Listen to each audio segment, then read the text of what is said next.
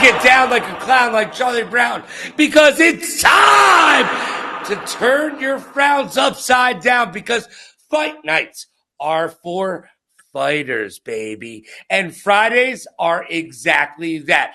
So let's get down with my new friend, Hassan Alexander.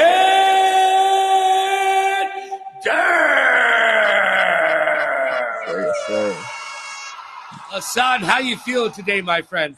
I'm feeling good. Just got done with my early morning training session. Feeling good. Feeling in my prime, ready to go. All right. So, what does that early morning training session look like for you? Do you get up and have a protein shake and then run 6.5 miles and put a bunch of logs over your heads? What does that actually look like for you?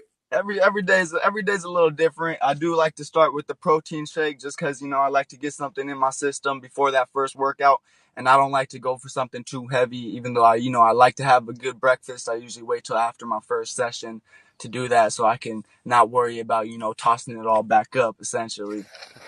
but every day's a little different. Sometimes I'll go for a run. I like to run on the beach, and then jump in the water after for a little cool down, different things like that. Today I just got started with the early morning jiu-jitsu training session, just strictly jiu-jitsu training with a buddy of mine. We both wrestled together in college, so we were able to get that tough training in. And yeah, it's just two of us. We get in the gym early morning as early as we can, and we get after it for a couple hours. And now, has that been the mainstay for you? Is that how you do it? You get up in the morning with a good friend of yours, train, go do your thing, then have breakfast and move on with the rest of your day. And I'm assuming that you have another training session at the end of the day as well. Yeah, I have another training session definitely at the end of the day. Sometimes if I'm on it, I'm doing it right, I might have 2, 3, 4 in the day. Just depends on what we're doing. Obviously some days I'll pull it back a little bit, let the body rest up. But I like to combine, I like to start off with the jiu-jitsu session in the morning because it gets my body nice and warm. I'm able to get the kind of stretching in. And then once my body's warm, usually I'll go, I'll do a little weightlifting. Maybe I'll do a run depending on the day. And then, different things. I like to get in my wrestling late at night. I wrestle at this wrestling club out here. It's called United Wrestling Club. It's been a great team. They train in the evening, so I kind of work around everyone's schedule. I train there in the evenings, and then in between, depending on the day, I might do another extra jiu-jitsu session. I might do some striking, and I might just lift some weights. But yeah. Now, how long have you been training professionally? Yeah, actually, it's hard to say when it became professional, I guess, because I started when I was so young. I started back in 2012. I was either 12 or 13 years old. That's when I really started getting into it. My uncle actually started a jiu-jitsu academy. I started training under him. He's my professor to this day. And I always wanted to be a fighter when I was younger. Jiu-jitsu wasn't my first sport. I boxed when I was super young with my other uncle who was also a fighter. So I did some judo as well. So I did different things, but it wasn't until 2012 when I really stuck to it, and jiu-jitsu just became kind of my thing. It became my main martial art. And I haven't stopped since. So yeah, we've been going, and I went into college. I just finished up with college wrestling. So we're looking to get into the professional stuff right around now. So yeah, yes sir. Now, I've been watching the documentary on the legacy of the Los Angeles Lakers, and the one thing I could find out from that show is that sometimes family is a little bit difficult to work with. How have you felt having your mainstay, your uncle, be your mentor and your coach through all of this? Has there been a little bit of that family trials and tribulations, or has it worked out to your benefit? No, it's worked out great. My uncle, who my professor now, I call him my professor, Professor Rafael Davis. He's been with me since the beginning, and he's always understood what my goals were, and he's always understood what I wanted to do and that I wanted to do this the right way and the long way. And he's always advised me on, not taking shortcuts, not rushing the process, taking my time and building my skills right. And really focusing and not getting too mixed up in the noise and the flashiness and trying to look good and this and that. And he always knew I was going to be a fighter. And of course, he's a jiu-jitsu guy. And so he would always tell me, don't go in there and try to start striking with a bunch of strikers. Like, focus on what you do. Yep. Don't let the noise get to you. And yeah, he's always given me good advice, stuck by me, even when his academy ended up closing down. And I had to go off and train other places. He kept in touch with me. He stayed locked in, would, touch bases, make sure I'm doing well.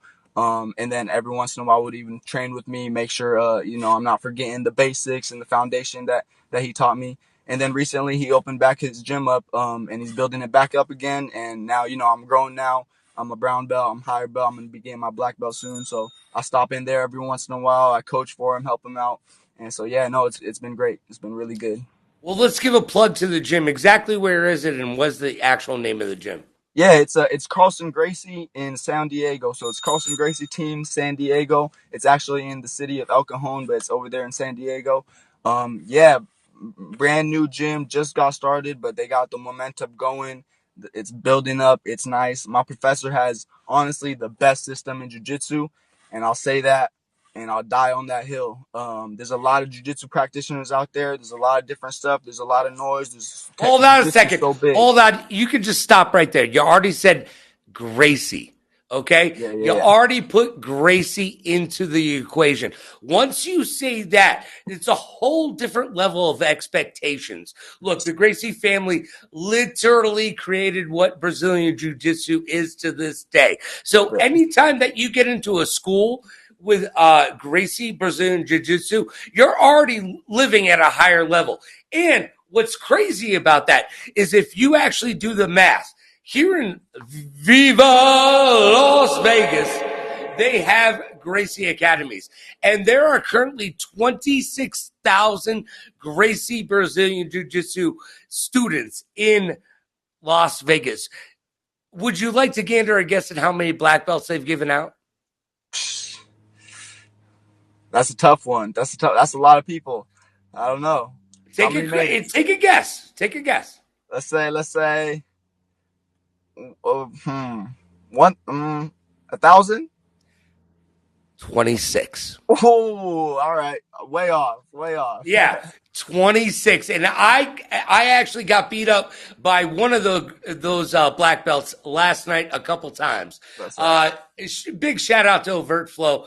Thank you. I know it's before my birthday, but it gave me my beat down early.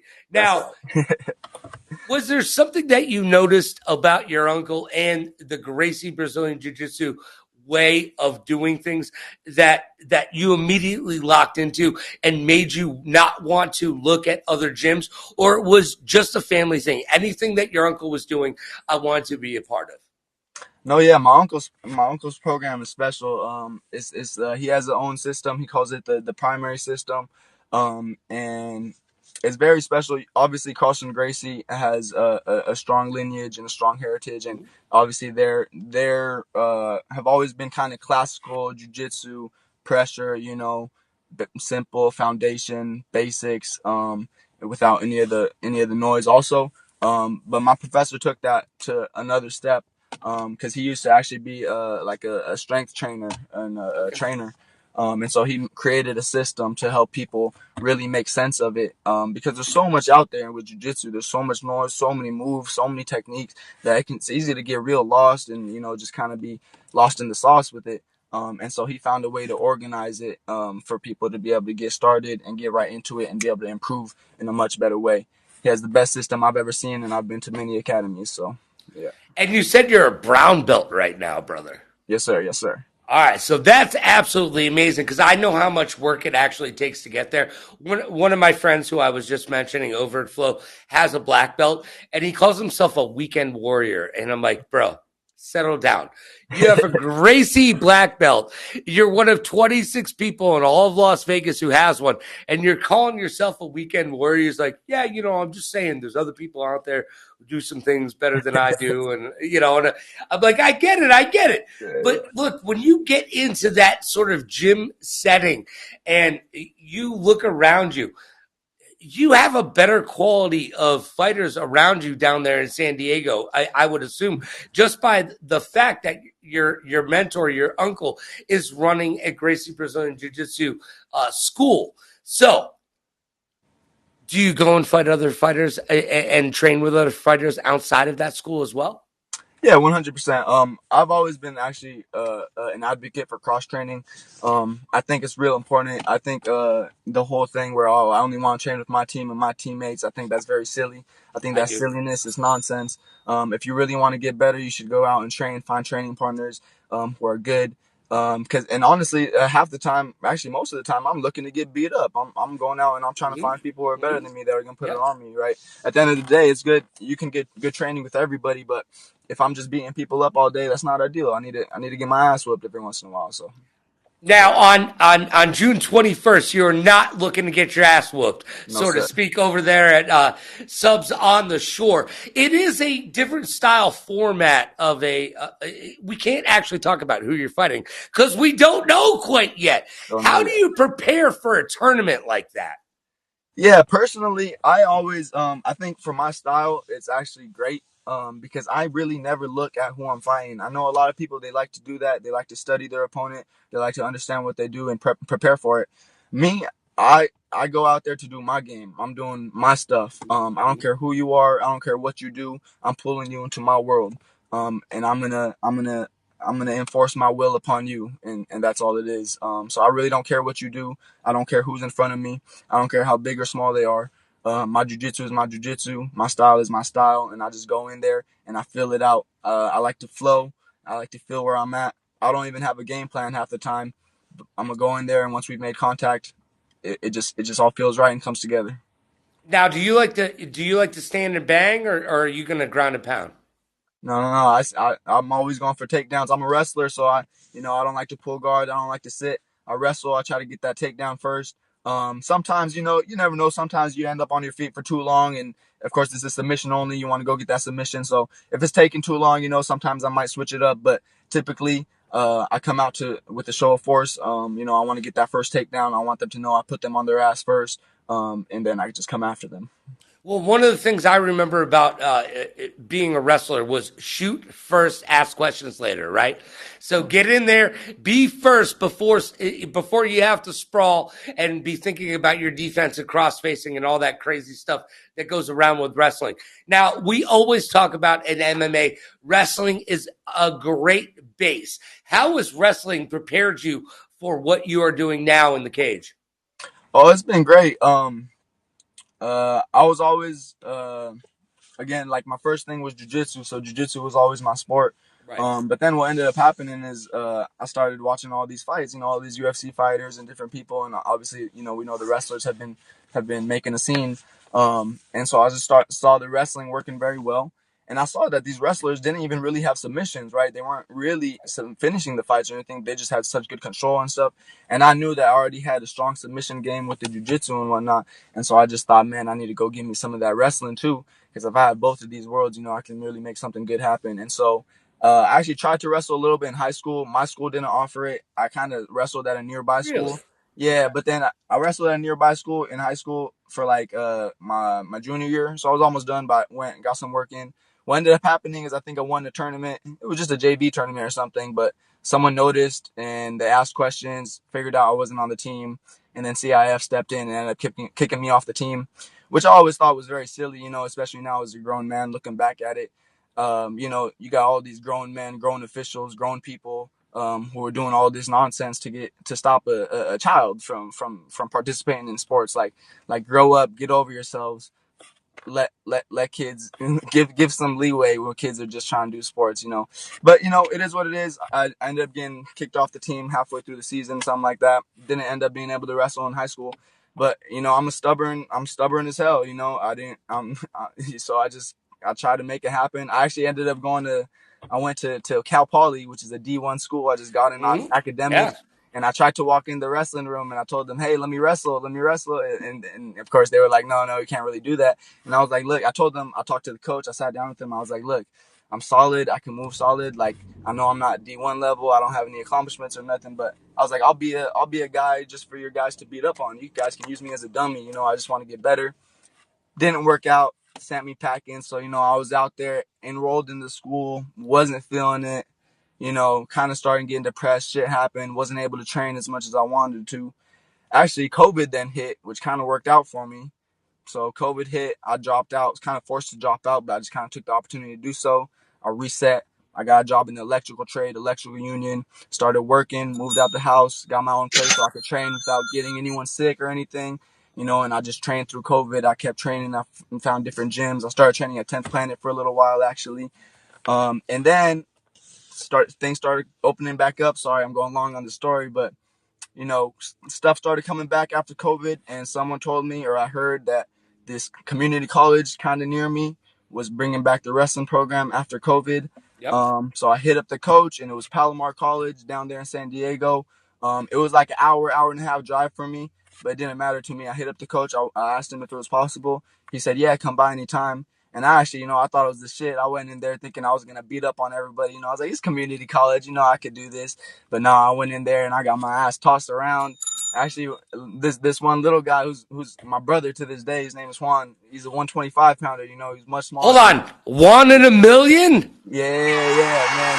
Juan Diaz, man. He tossed me around like nothing. Man, That's I need to get absolutely, some of this. So I kept going there. I ended up yeah. enrolling in the school. I joined the team. I got much better my first year. The coaches gave me a lot of work. My teammates got me much better. And second team, I ended up becoming captain of the team second year.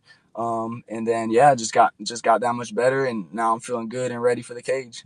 Well, I want to go backwards for a second because look, Rudy was a really good movie, but it doesn't mean that you can just walk on and do whatever you like any college that you walk into, correct?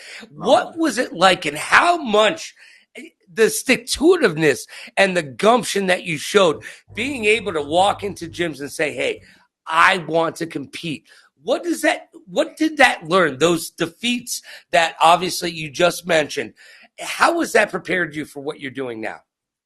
Yeah, no, it's been great, learning to take those rejections and not being scared of it. It's still something I struggle with sometimes, when I walk into different gyms that, maybe I've never been, and I just want to go and look for more training and train with some new people. Still voice in the back of my head telling me, oh, they might like be uncomfortable and if you say this or that. But you gotta just learn to face the music. Sometimes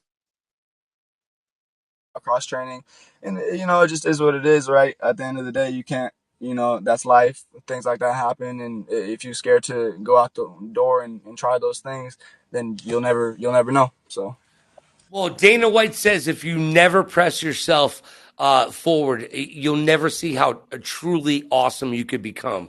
And I feel like a lot of people have to stop saying no to opportunities and say yes to the opportunities that are afforded to them or make those opportunities happen. And Hassan, it seems like you've been doing that your entire career. Um, I'm super stoked for you. What can you say to up and coming fighters? Obviously, you've been training for a long time. What can you say to somebody who goes, "Hey, man, I saw you fight the other day. I want to do that." What is the advice that you give them? yeah, my advice that I give them is do it. Just do it. Get in there, train every day, work your ass off, and most importantly, don't tell no one do it. And I know we hear that all the time and things like that, and we have people motivate you, but people love to people love to act like and act like stuff is so difficult. And the large majority of the time, it's just because they gave up, right? So many people they gave up, and so they want to justify it by saying, "Oh, it wasn't possible on you." No, fuck that. You gave up. I'm not giving up. I've been in this game for a long time. I haven't really, made past that level where you know, a little momentum back in the day when I was a kid. Um, but I think patience is the key. Let no one tell you different. No, and don't let anybody tell you different because the only person who will truly believe in yourself is you. And you have to do that. It takes a village to build a fighter, but at the end of the day, you're the one in the ring, in the cage, getting it done. Now, on June 21st, right here on millions.co, you will be able to see my good friend Hassan Alexander fight.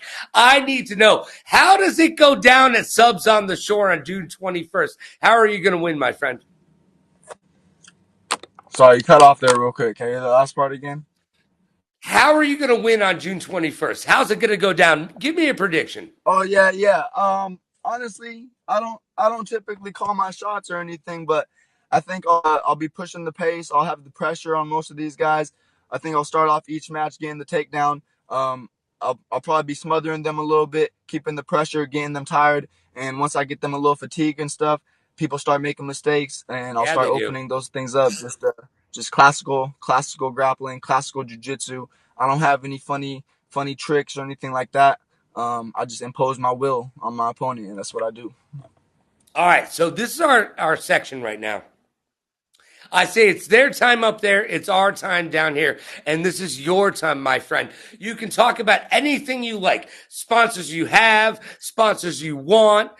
We had somebody call out Oreos the other day, by the way. I just want to put that out for it. It was a heavyweight, by the way. Only a heavyweight would be like, Nice. hey, man, I want to work with Oreos. What's up? No offense to you, Oreos. I love you too. And, but I'm just saying, only a heavyweight says, I want to work with Oreos. But getting back to it, this is your time right now. You can say anything you like. You talk about your favorite video game, thank your mom or your dad, whatever you like. This is your time. Go ahead. Yeah, no, for sure. I don't really have any sponsorships right now, so I got free openings. If anyone's looking to sponsor an athlete, I'm gonna be on the up and coming. I'm gonna be getting more into jiu-jitsu tournaments. I'm gonna hopefully go get some titles before I get my black belt. I'm gonna be trying to do a little beach wrestling, and I'm gonna be trying to get my first look in that cage soon. So big things coming, big things coming. Any sponsorships that want to definitely get a spot on my shorts or anything like that, we can make it happen. And yeah, of course, always shout out to all my people been with me, training with me, helping me make this happen. I got a couple training partners, a couple brothers that just work with me all, and I just got so much love and appreciation for all of them. Currently, I'm living in Oakland. So if anyone's out in the Bay Area in Oakland, I coach at Domination Jiu Jitsu in Oakland. So come out, pop by anytime, drop my name. I'll probably be there and come learn some stuff. Now, you grew up in California. So, how do you feel about Las Vegas taking one, your football team, two, your baseball team? And I mean, I think we're going after your chess team next. What is up with Oakland moving to Las Vegas? How do you feel about that? Honestly, I'm not tripping off that. Because I actually didn't grow up in Oakland. I did, however, grow up in San Diego, and LA took my Chargers, so I was Okay. real mad about that for a long time. I'm gonna be Sean honest, I Merriman would have completely stopped something to watching say the about sport. that, I don't right? watch football anymore. Yep. I don't even mess with the sport. The whole NFL is out the window for me. I watch MMA now, and that's about it. All right, so let's get down to it. It's time to talk about 5 questions. I'm sure you've heard about it. All the kids are talking about it on the playgrounds. All the adults are talking about it around the water coolers. It's time to play 5 questions brought to you by none other than Newer. Newer, pro gear and amateur pricing. Use code Logan to save yourself 20% off all that awesome gear. My entire studio is all done by Newer, and I want to thank them. And you should go over to newer.com right now and take a look at everything that they have. Well, don't do it right now. Do it after the cast. But trust me, you'll find some good stuff. Use code Logan. It'll save you money, and you'll thank me in the morning. Trust me on that. All right, here we go. California is a huge state. It gets a lot of hate. What's the best thing about living in California?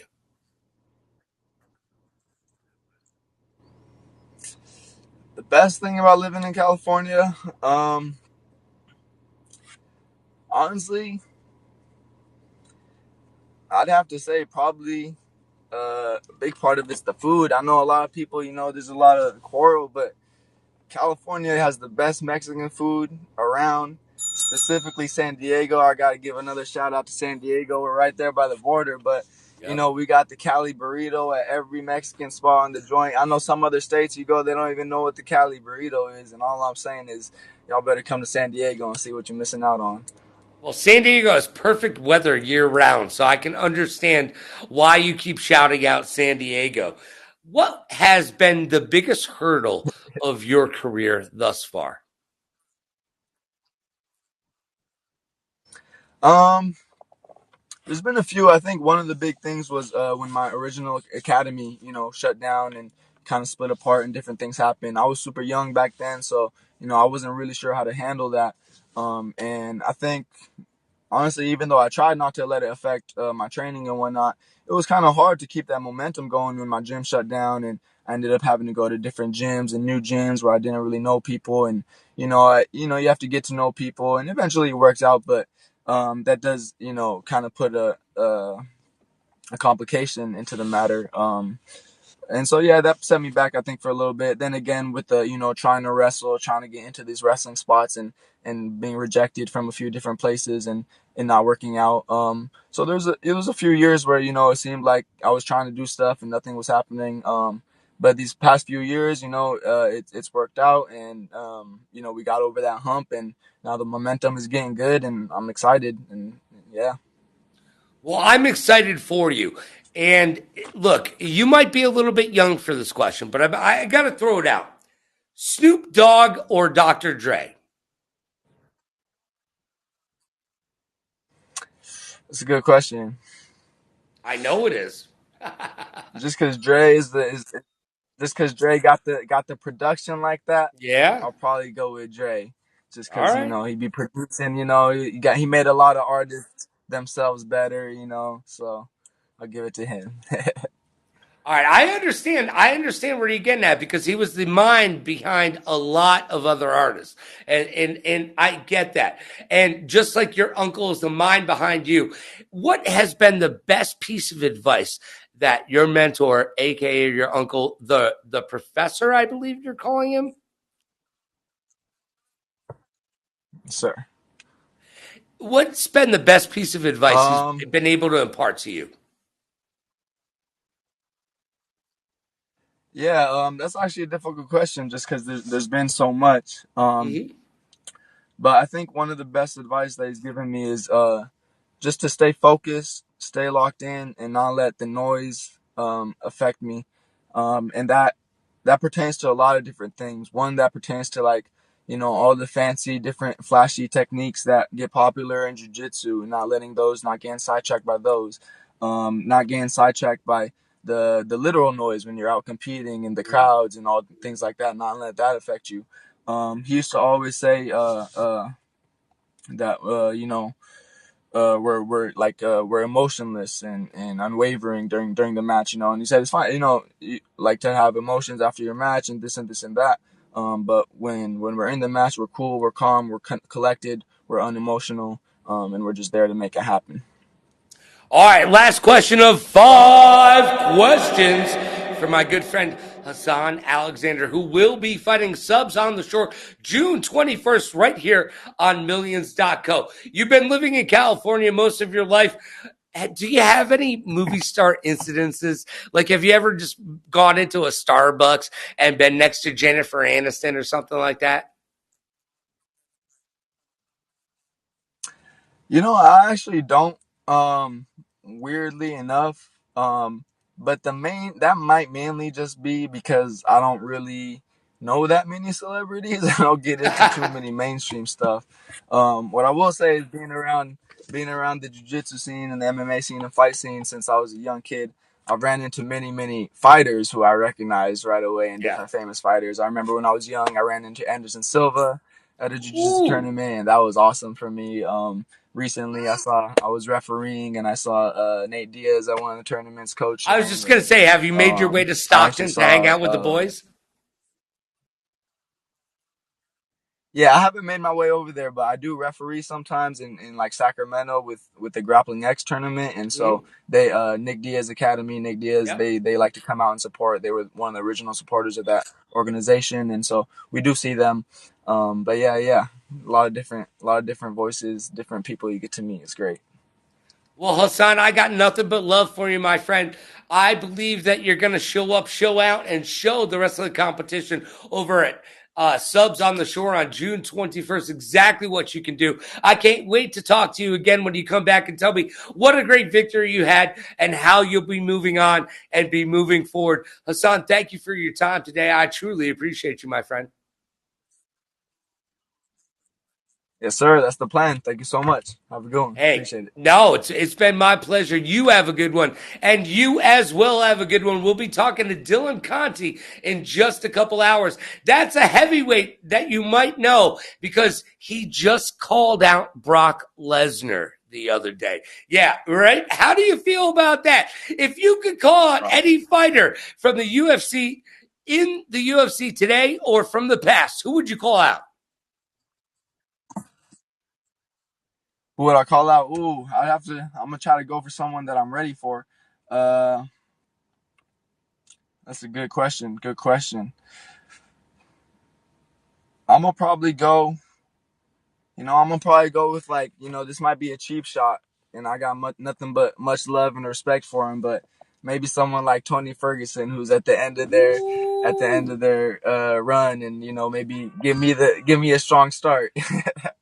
Well, somebody's got to give the young kid a leg up, if you will. Maybe it'll be Tony Ferguson. Dana, he's talking to you right now, my friend. Remember, Bruce Buffer is co-owners of Millions.co. So you know what? There's always an ear on the platform. I mean, I don't just wear the shirt because they paid me to wear it.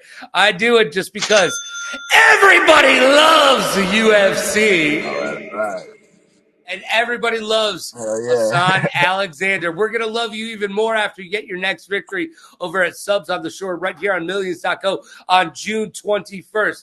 Now, do me a favor, everyone. Until we see you in just a couple hours, be good to yourself and be kind to others. Pay it forward, play it forward. Rock like a party star. Party like a rock star. Smile strong, laugh loud. And last but not least, please like, follow, and subscribe so you'll know when we'll be doing it. Remember, I've got new merch just dropping like it's hot. Drop! That's right. We got merch for fighters. What does my merch always say besides the logo? We always have merch for the fighters. I've got the jab merch. I've got, of course, my favorite tagline, and I'm about to throw it to you right now. Look, everybody, until we see you next time, remember, everyone loves a good fight. We'll see you again. Thank you, Hassan. Take care of yourself. Thank you.